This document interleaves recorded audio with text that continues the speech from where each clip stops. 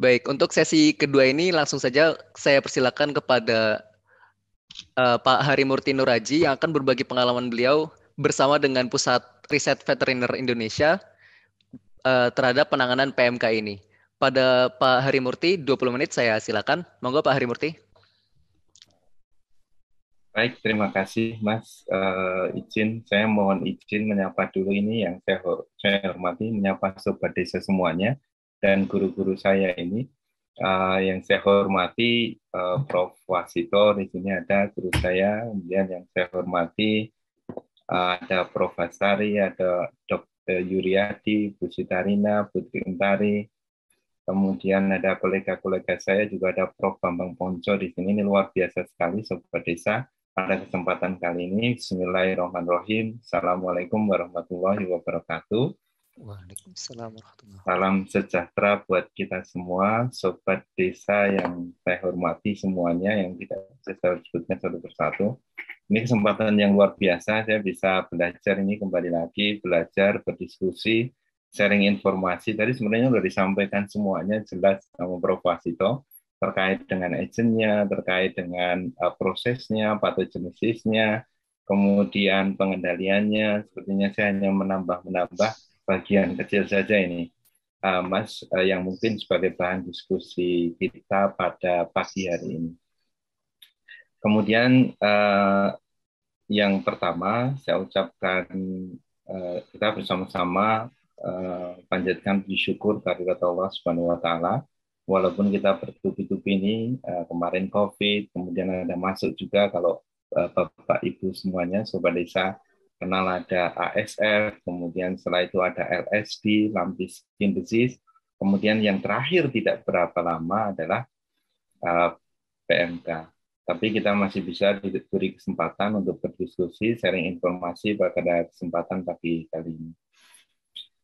Saya mohon izin share saja ya, ini hanya bahan diskusi dan melengkapi terkait dengan apa yang sudah disampaikan jelas sekali oleh Prof. Wasito tadi. Mohon izin.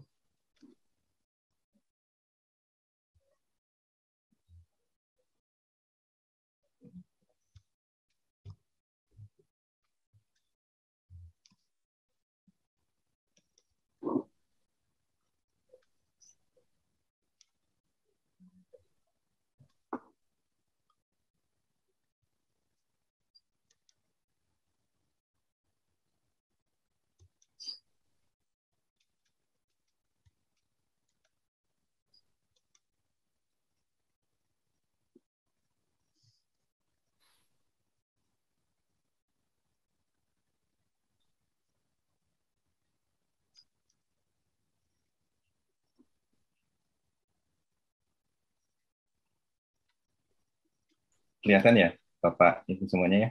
Sudah terlihat, Pak? Baik, suara saya juga jelas ya? Jelas.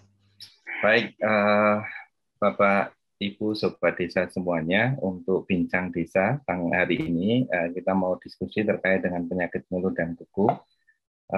Apa sih sebenarnya penyakit mulut dan kuku? Ini tadi sebenarnya sudah disampaikan.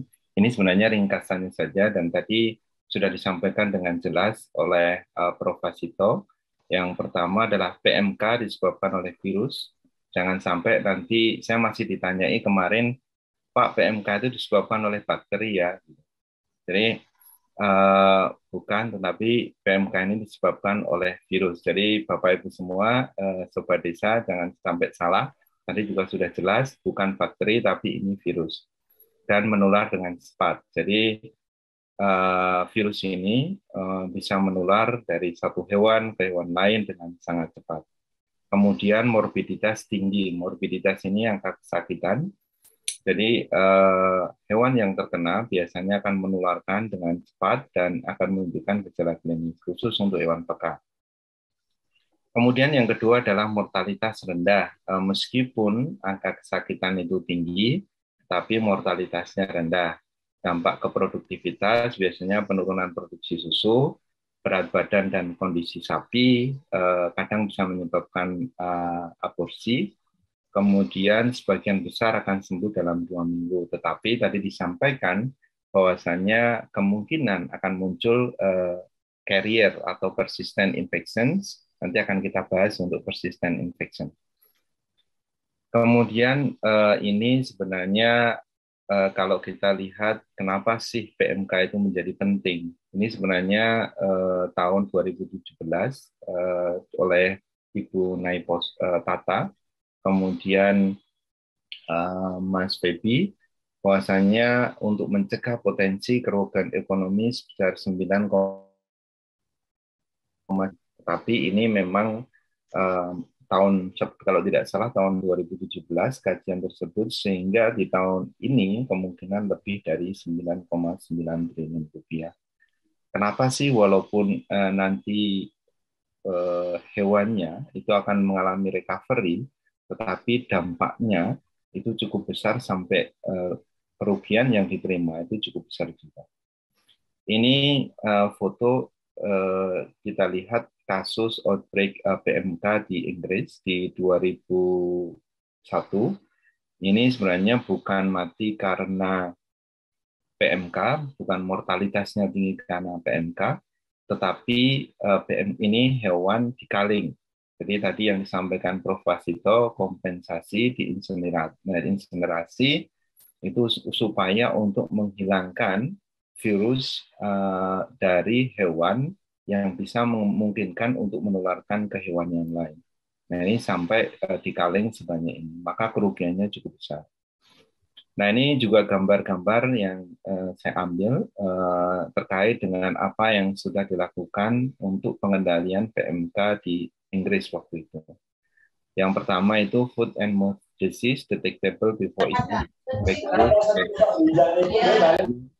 mereka menginsinerasi yang tadi disampaikan oleh Pak Wasito, bahwasanya ini diinsinerasi, dikaling, kemudian supaya untuk menghambat penyebaran penyakit PMK di UK pada saat itu.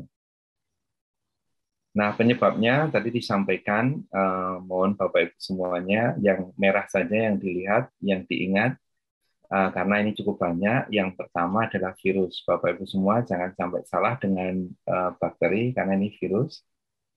Kemudian virus ini food and mouth disease, ini termasuk di dalam famili Picornaviridae dan jenisnya Aptovirus. Kemudian merupakan virus yang memiliki genom yang tadi disebutkan plus strain RNA, ukurannya 25 sampai 30 nanokron. Kemudian memiliki 7 serotype, A, O, C, Asia 1, SAT1, SAT2, dan SAT3. Walaupun yang serotype C itu sudah lama tidak dilaporkan, apakah mungkin ini hilang. Kemudian kita bicara terkait dengan sejarah sebenarnya. Virus ini bukan virus barang baru.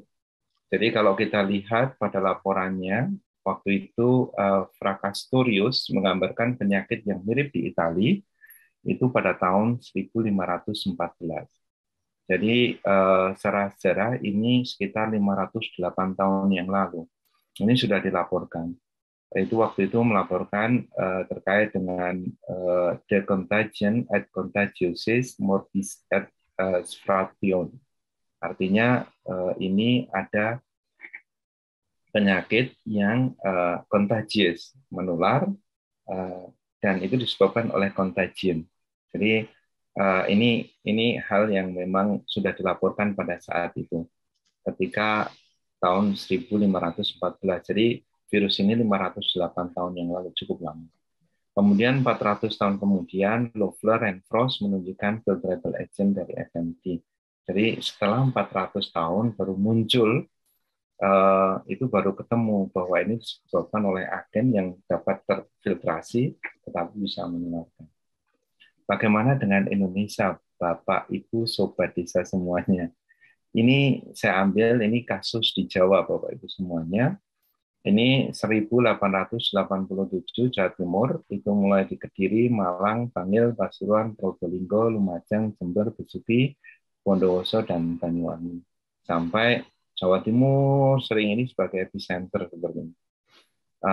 Sampai 1969 dan Bapak Ibu semuanya 1913 jumlah kasusnya penderitanya itu 12.635 ekor sapi.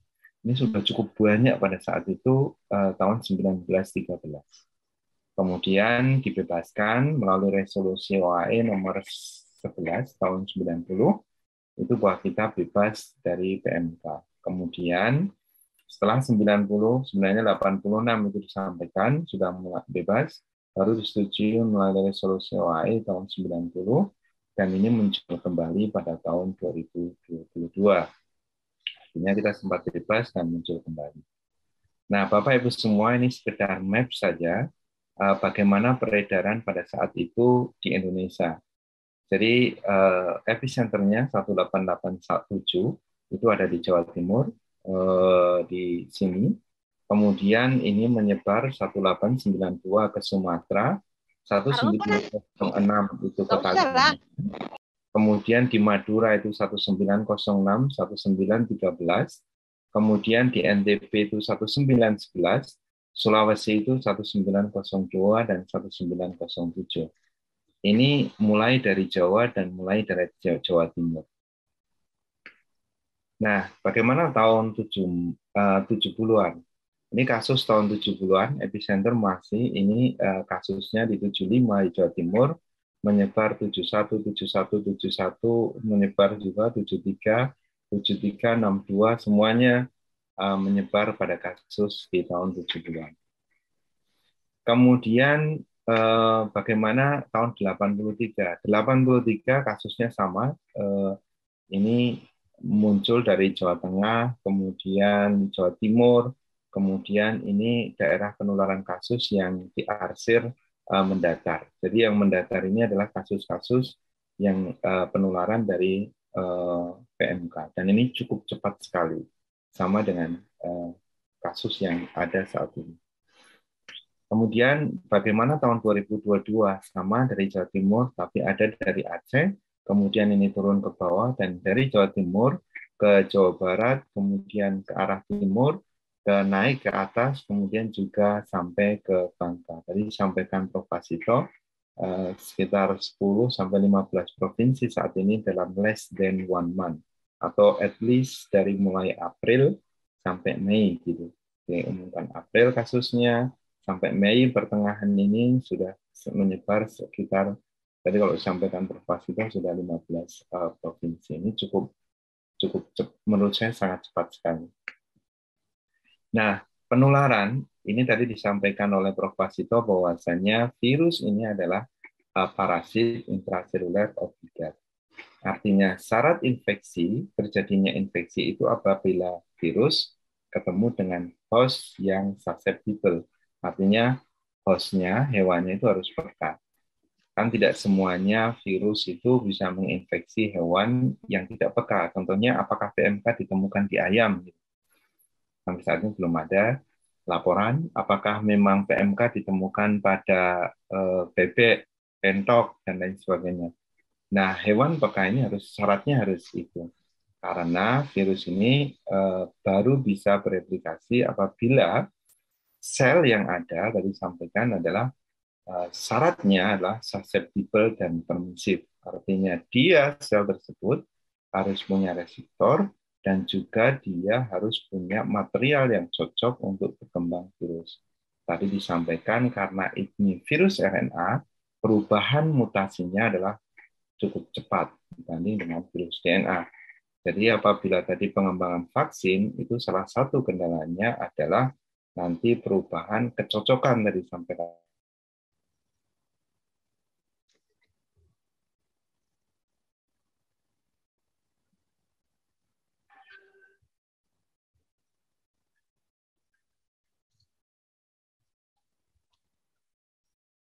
hostnya. Jadi dan hewan-hewan peka yang lain. Nah, walaupun seperti ini adalah satu tadi syarat tersebut itu merupakan satu rahmat dari Allah Subhanahu Wa Taala. Karena Allah itu pasti menciptakan di situ ada batasnya. Tidak semua virus bisa jam ke manusia, kemudian tidak bisa semua virus menular dari hewan ke manusia, manusia ke hewan, dan juga tidak semua virus itu bisa menular ke hewan meskipun sama-sama hewan di situ.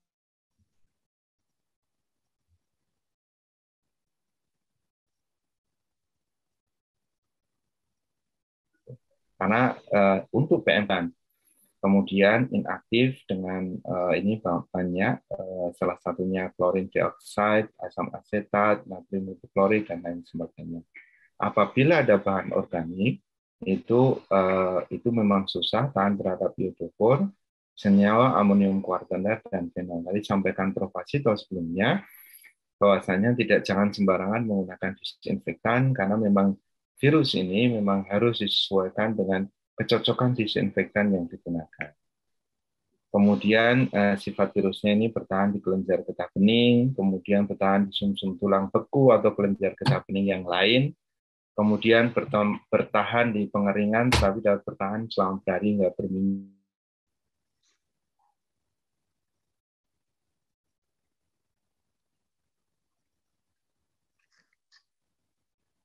Ini informasi dari pedoman kiat Vetindo PMK. Jadi di air itu sampai daya tahan hidupnya 50 hari, padang rumput sampai 74 hari, tanah 26 sampai 200 hari, kayu 35 hari, dan dalam daging 3 hari. Kemudian ini bertahan cukup lama virus tersebut. Jadi harus dilakukan penanganan secara betul supaya dapat dikendalikan. Nah, setelah kita tahu sifat virusnya, itu apa sih sebenarnya hewan peka?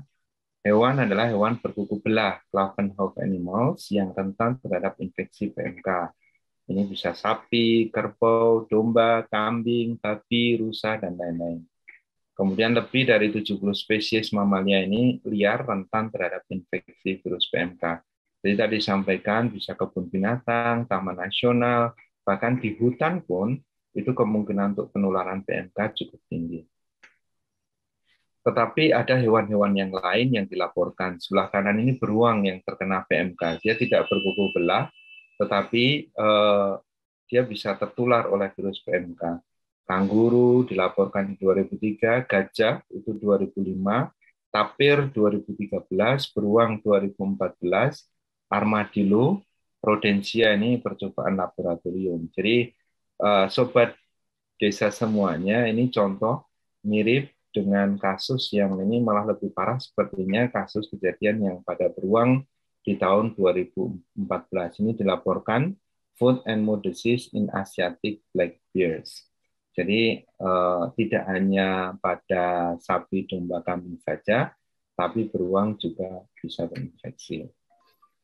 Penularan virus tadi disampaikan harus ada kontak langsung, kontak tidak langsung, dan melalui udara. Melalui angin ini disampaikan, kalau kontak langsung jelas saya disampaikan sudah sama Prof. Asito. Kontak tidak langsung bisa melalui kotoran, sekresi, produk terkontaminasi, pembawa, kemudian benda terkontaminasi. Untuk angin, ini jaraknya bisa sampai 10-300 km, tetapi ini harus ada syaratnya di sini. Untuk penularan ini tergantung pada jumlah virusnya, ketahanan virusnya di udara, kemudian rute infeksi, populasi hewan peka dan infeksi, tingkat kontak hewan dan virus tersebut. Jadi tidak semuanya nanti kecepatan penyebaran itu sangat tergantung oleh beberapa faktor. Nah ini contohnya susceptible livestock ini adalah hewan peka, kita ambil sapi. Kemudian expose ini yang terekspos oleh virusnya, E. infectious ini setelah terekspos, sapi menjadi terinfected atau terinfeksi. Setelah terinfeksi ada kemungkinan satu sembuh recovery, yang kedua di dead mati atau di slaughter atau disembelih. Jadi setelah recovery itu kemungkinan sapi akan menjadi karier atau memang sembuh. Nah, recovery ini kemungkinan masih bisa susceptible dan juga akan menjadi rentan dan juga akan bisa menjadi karier atau membawa virus. Nah, ini nanti akan juga berputar kembali, akan siklusnya akan seperti ini. Nah, masa inkubasi dari virus ini berapa lama? Masa inkubasi adalah masuknya virus sampai menunjukkan gejala klinis. Nah, masa inkubasi ini berkisar antara 2-3 hari apabila kontak langsung. Jadi Sobat Desa semuanya, hewan yang terinfeksi tidak akan langsung menunjukkan gejala klinis. Dia butuh waktu dari virus masuk sampai menunjukkan gejala klinis.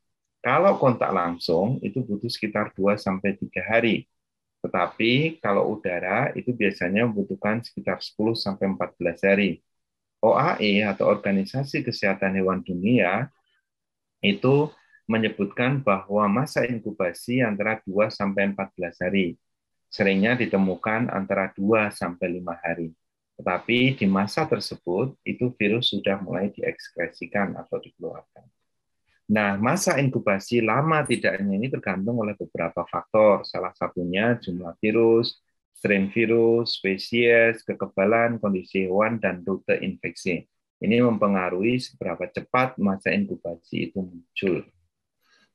Gambar ini menunjukkan, ini gambar hewan yang peka, tetapi saya ambil 3 saja. Ada sapi, kambing, dan babi. Nah, perannya masing-masing. Jadi indikatornya ada di sapi karena gejala klinisnya itu paling muncul dan paling banyak itu ada di sapi. Maintenance-nya, subklinisnya itu akan muncul di kambing. Dan amplifiernya atau super ekskretornya itu ada di babi. Jadi ini saling berputar antara sapi, kambing, dan babi. Sobat Desa semuanya, saat ini kita hanya concern pada sapi saja. Gejalanya pasti akan dilihat sapi-sapi. Sapi itu hanya mengindikasikan, tetapi banyak sekali hewan peka selain sapi di situ. Tadi sampaikan Prof. Wasito, mungkin kerbau. Siapa tahu dia menjadi karier di situ. Ada babi, kita belum melihat nih babi seperti apa kondisi PMK-nya. Kambing dan domba kita juga belum lihat seberapa jauh, belum kita melihat hewan liar yang lain. Nah, ini perannya, ciri-cirinya itu di sapi, kambing, dan domba ini memang berbeda-beda. Kalau sapi itu sangat peka. Kenapa? Karena memang terkait dengan tingkat respirasinya. Menghirup udaranya dia akan lebih banyak dibanding dengan babi dan kambing, sehingga tingkat penularan dan jumlah virus yang masuk pada sapi itu lebih tinggi dibanding kambing dan domba. Dan Bos Taurus itu lebih peka dibanding Bos Indicus. Kemudian dia bisa efikasi vaksinasinya, tetapi tergantung strain dan jenis virus yang bersirkulasi di saat itu. Kemudian untuk sapi ini mengeluarkan virus atau mengekskresikan virus saat akut dan subklinis. Kemudian dapat menjadi karier atau persistently infected. Disampaikan oleh Prof. Wasito, ini akan membawa virus dalam jangka waktu yang lama. Disebut sebagai persistently infected apabila ditemukan virus atau antigen itu lebih dari 28 hari. Jadi kalau 28 hari atau lebih masih ditemukan, itu disebut sebagai karier atau persistently infected. Bagaimana dengan babi? Babi itu kurang peka dibanding sapi dan kambing. Dia tidak ada kata karier, jadi sembuh-sembuh. Walaupun dulu saya sempat didebat, kenapa waktu dulu ada heboh-hebohnya pada babi, saya didebat, kok kenapa menyatakan sembuh? Karena di babi tidak ada yang karier. Begitu dia sudah sembuh diekskresikan, selesai gitu. Tetapi babi ini super ekskretor. Super ekskretor di sini, ekskresi virusnya itu lebih banyak dibanding sapi dan dibanding kambing atau domba. Vaksinasi tidak sebaik pada ruminansia dan dapat menularkan ke hewan lain dengan mudah. Kenapa? Karena jumlah virus yang diekskresikan itu lebih banyak dibanding sapi dan kambing. Bagaimana dengan kambing? Kambing itu kebanyakan adalah subklinis. Subklinis biasanya tidak menunjukkan gejala klinis atau gejala klinisnya sangat ringan, dan bahkan ini kan tertutup bulu ya, tidak seperti sapi gitu. Walaupun ada gejalanya mungkin tidak terlalu kelihatan karena ada tertutup bulu. Ini sebagai penular rendah dibanding sapi dan babi karena jumlah virus yang diekskresikan lebih sedikit dibanding sapi dan babi. Vaksinasi bekerja dengan baik pada kambing, tapi dapat menjadi karier atau persistently infected. Lalu berapa lama sih sapi, kambing, babi, domba itu bisa menjadi persistently infected? Ini tingkat persistensi virus setelah nanti terinfeksi dan recovery. Sapi itu dilaporkan sampai 2,5 sampai 3,5 tahun. Kemudian domba itu 9 sampai 12 bulan. Kemudian kambing itu 2 sampai 3 bulan. Dan ini kerbau African buffalo, kerbau Afrika itu 5 tahun. Nah, tadi cukup menarik terkait dengan apa yang disampaikan Prof. Wasito. Bagaimana dengan kerbau? Kita harus lihat ini di Indonesia seperti apa. Kerbau-kerbau di Indonesia, apakah memang dia terinfeksi dan persisten infeksi, ini cukup menarik yang akan menjadi topik yang bagus buat penelitian. Nah, gejala klinis tadi disampaikan ada lepo, kepincangan, hipersalivasi, pembengkakan kelenjar submandibular. Ini contoh-contohnya, ada babi, ada sapi yang terkena virus. Jelas ini gejala klinis, mungkin saya lewat, tadi sudah sampaikan Prof. Basito. Kemudian cara pengendalian, ini yang ada di Kiat Vetindo PMK, 1-3 prinsip dasar. Yang pertama, mencegah kontak antara hewan peka dan virus PMK, menghentikan produksi virus PMK oleh hewan tertular, meningkatkan resistensi kekebalan hewan peka. Ini ada 3 sebenarnya, penerapan biosecurity. Biosecurity termasuk nanti selected atau targeted culling di sini. Yang kedua, kemudian meningkatkan resistensi kekebalan itu dengan vaksinasi. Nah, ini pencegahan konsepnya. Yang tadi kita lihat, syaratnya terjadi infeksi pada virus PMK harus ketemu dengan hewan yang peka atau resisten susceptible host. Nah, ini harus dicegah kontak tersebut. Caranya bagaimana? Nah, ini pencegahan yang pertama konsepnya adalah pemisahan dan pembatasan. Pemisahan hewan yang sakit dari hewan yang sehat, pembatasan lalu lintas orang, hewan, produk hewan, dan media pembawa penyakit hewan, pembatasan lalu lintas ternak. Kemudian yang kedua adalah sanitasi atau kebersihan. Ini jelas. Berapa liter pun, berapa ember disinfektan yang kita gunakan, selama itu ada material organik, ada kotoran, itu tidak akan efektif. Jadi Bapak Ibu semua, kalau kita asal semprot-semprot saja di kandang, untuk disinfeksi. Nah, ini belum tentu efektif karena konsepnya disinfeksi itu mencegah merusak kontak antara virus. Tetapi syaratnya disinfeksi itu disinfektan harus ketemu virusnya dulu. Kalau ada barrier di situ dalam bentuk material organik, itu sangat susah. Maka konsepnya harus sanitasi dan jaga kebersihan dulu, membersihkan kandang, peralatan, dan lingkungan kandang, baru melakukan disinfeksi. Melakukan disinfeksi kandang, peralatan, dan lingkungan. Kemudian, nah, apa sih disinfektan yang cocok? Ini sebenarnya berdasarkan literatur, saya lihat ada 2 di sini yang sudah dicoba, sebenarnya citric acid dan sodium hypochlorite. Sodium hypochlorite Bapak Ibu semua pasti bisa temukan di pasaran ya dengan mudah. Nah, ini bisa digunakan. Nah, ini contohnya yang pertama ini menggunakan sodium hypochlorite, ini mengalami penurunan. Yang sebelah kiri, yang tengah, gambar tengah, ini menggunakan beberapa konsentrasi mulai dari 1.000, 1.500 sampai 2.000. Bapak Ibu Sobat Desa bisa lihat ini ada penurunan virus dari log 10 pangkat 6 atau sekitar 1 juta menjadi turun bahkan sampai di bawah 100 partikel virus menggunakan 2.000 ppm setelah 30 menit. Kemudian kalau menggunakan citric acid yang sebelah kanan gambarnya, ini ada 2% citric acid, kemudian yang di bawahnya ini 1.000 ppm hypochlorite disinfektan. Ini kita lihat jumlah virusnya itu turun dari yang 10 sekitar 1 juta virus, turun, bahkan kurang dari 30 menit, ya sudah di bawah 2. Di bawah 100 atau mungkin sudah tidak terdeteksi terdeteksi setelah 25-30 menit. Kemudian sama menggunakan 1000 ppm itu juga mengalami penurunan menggunakan sodium hipoklorait. Lalu bagaimana penggunaannya? Ini kalau sitric acid bisa menggunakan 3%, 30 gram dalam 1 liter. Walaupun di sini 2%, ini sudah turun drastis, sudah 3%. 30 menit untuk permukaan berpori. Yang kedua, 15 menit ini tidak berpori. Jadi yang 15 menit itu tidak berpori, yang 30 menit itu yang berpori. Jadi untuk mengantisipasi supaya disinfektan itu masuk.